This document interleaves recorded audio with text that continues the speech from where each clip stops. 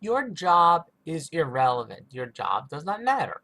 Due to technology, we do not need all the employment that we have right now. In fact, our society could get along perfectly well with only a tiny, tiny, tiny fraction of the labor that we have.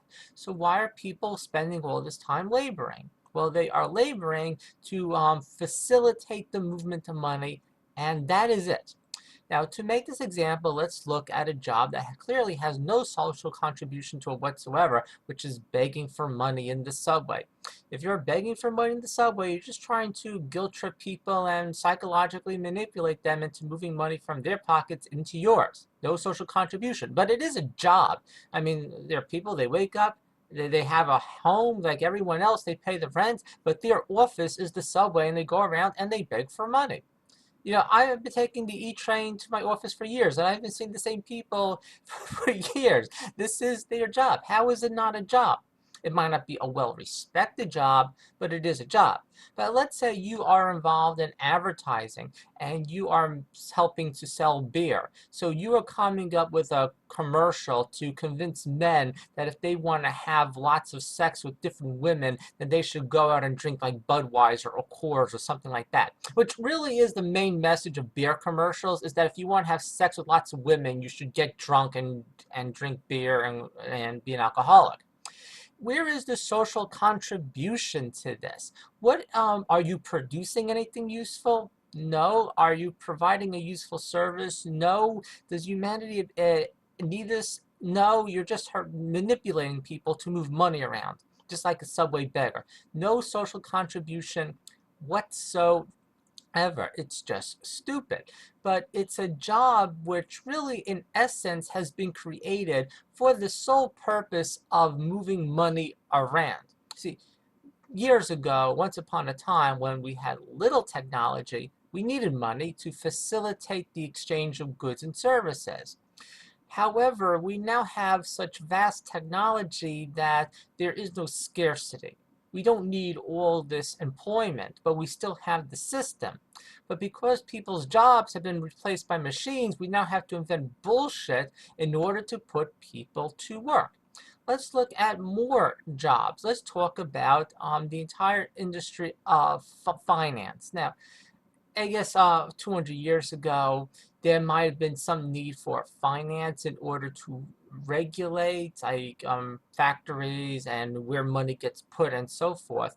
But if you look at how many people are actually working in finance and banking and law related to that, if we really step back, we would say that all of this labor is going to doing absolutely nothing but facilitating real work that is being done. At least that is, in essence, what it's supposed to be doing.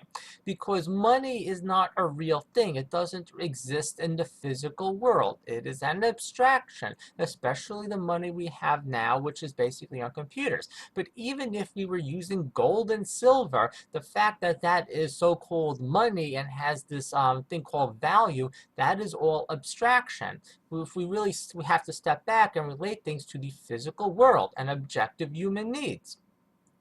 The putting of labor into manipulating this abstraction could at best be called an inbuilt inefficiency to any system. Now, if we actually have low technology and therefore a need for all this use of money, then we could say that there is an inherent need for this inefficiency in the system. Lots of systems have a built-in inefficiency to them, and we can say whatever type of project is going on, whether it's regulating industry or even building a house or something, there's going to be the actual work, and then there's going to be this inefficiency that has to go into organizing and planning it.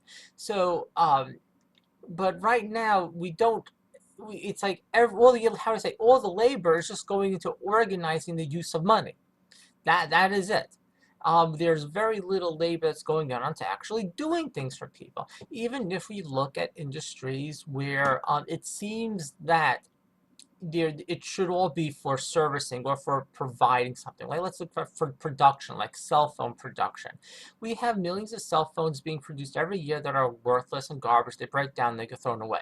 Why not just build one good cell phone that's going to last? Right now, there's a project that people want to start where it's going to be like this modular cell phone that's not going to just break down constantly and that people can upgrade the individual parts. Wouldn't it be more logical and efficient to have just one really great cell phone with upgradable parts? Isn't it terribly inefficient to have all these different companies competing by selling different versions of crappy cell phones that are designed to break, that are designed to be obsolete? And then you keep on reproducing stuff and think about all the wasted labor and constantly reproducing something instead of just producing it once.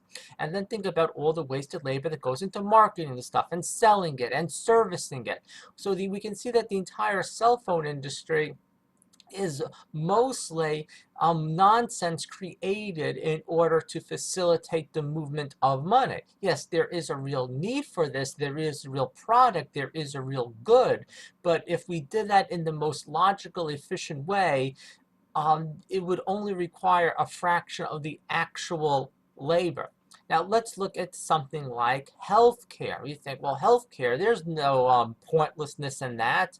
Yeah, but when someone comes in, and next thing you know, because the insurance covers it, they're getting this worthless test and that worthless test, and then there are insurance people working there and medical billers, and this entire industry are not just around the money in healthcare, but just so many unnecessary procedures that are given just to either make money because the insurance company is paying for it, or just to bulletproof the doctor against getting sued.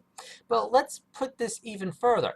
Is it really efficient? Is it really necessary to have a doctor treat someone for cardiovascular disease that is induced by a crappy diet? Wouldn't it be better not to manipulate millions of people into eating McDonald's food so they don't get sick, so you don't need the doctor? If we need so many doctors in order to facilitate the consequences of eating at McDonald's, then wouldn't it be more efficient just to have a healthy society where people don't eat that junk food? Or wouldn't it be more efficient just to have a healthy society where the stress induced from work does not make people sick? So when we really think about what would happen if we built a society that actually took care of people's objective needs, how much work will we really need to put into healthcare? Let's look at education. Of course, there might be some need for actual educators, but the entire education industry is this bizarre um, it's like system where people need to go to school not to learn but to get a diploma in order to get a job, and this thing has taken on a life of its own with student loans, and it's creating all this debt, all this nonsense, and it really has very little to do with actual education. So do we really need all of this labor going into our educational facilities? What about all the retail stuff going on? Is this really an efficient way to distribute goods? Why not just progress the development of 3D printers so people could just print their stuff at home? Even without the 3D printers, uh, I think we could come with a much more rational way to distribute goods rather than having all these stores and all these people out there trying to move product and sell this and sell that. Why is society as a whole putting so much labor into trying to get one set of people to convince everyone else to buy all this stuff?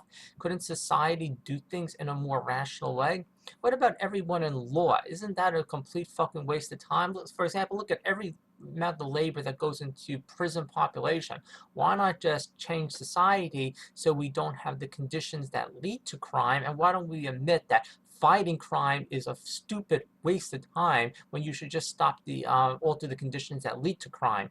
So there is no social contribution to holding people in prisons. If we actually fix the conditions that led to violent crime, then perhaps there might be a very, very small amount of people due to maybe some brain abnormality or something who might be where there might be need to restrain them so they can't injure people. But this massive prison complex is absolutely stupid, and for the most part it's just a fraud to make money for corporations by having slave labor, and then you get prison corporations collecting money and law enforcement collecting money. So we can see that the entire prison industry in the United States is just more bullshit created to facilitate the movement of money.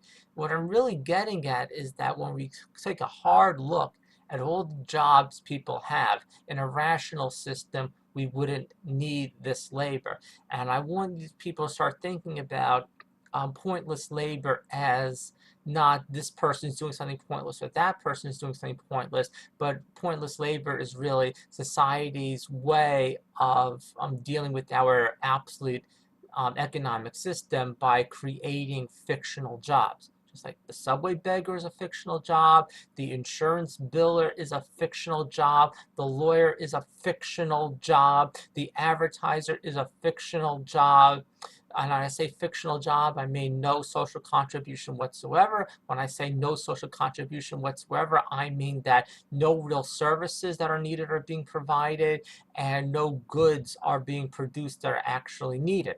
And redundant production, it has no social contribution. Okay, that's it. Bye.